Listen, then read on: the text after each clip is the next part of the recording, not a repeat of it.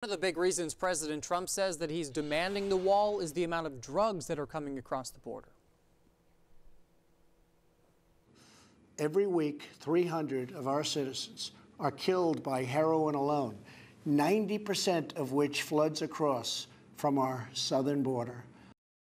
Nearly 16,000 people died in 2017 from heroin-involved overdoses. That's according to the CDC.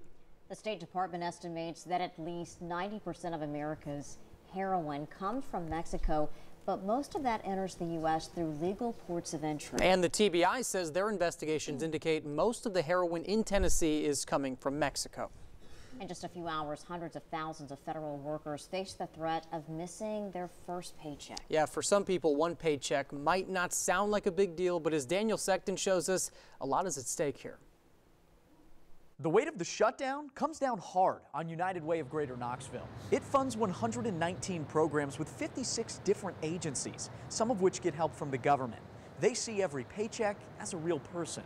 It really gets tough between food, clothing, and shelter, particularly when it comes to children. It's one thing to say on Friday that about 800,000 federal workers could go without a paycheck. But what does that really mean? Let's break it down using this cost of living generator. Median income in Knoxville, according to multiple sources, is about $34,000 a year.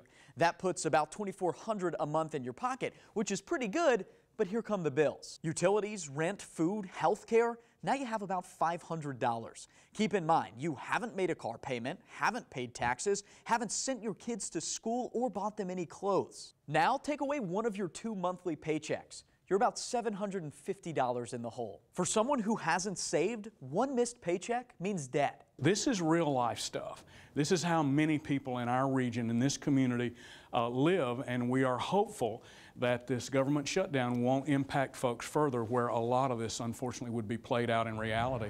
United Way wants to help and says anyone who's struggling should call 211. They'll work with you through anything you might need help with. Most often requested service is rental assistance, and certainly transportation is way up there. In the meantime, United Way and about 800,000 federal workers hope that that example we just showed you remains just that, an example, and doesn't become their reality. Back to you. And there are ways to get help beyond just United Way. Many banks across the country are offering assistance. Chase Bank is waiving and refunding some service fees and helping some affected customers avoid consequences of missing payments. Bank of America is offering fee refunds, waivers, repayment plans, and loan modifications. Wells Fargo will be refunding some fees, and First Tennessee is also offering help for people not receiving a paycheck. All banks say you should contact your local branch for help. We're going to turn now to the forecast.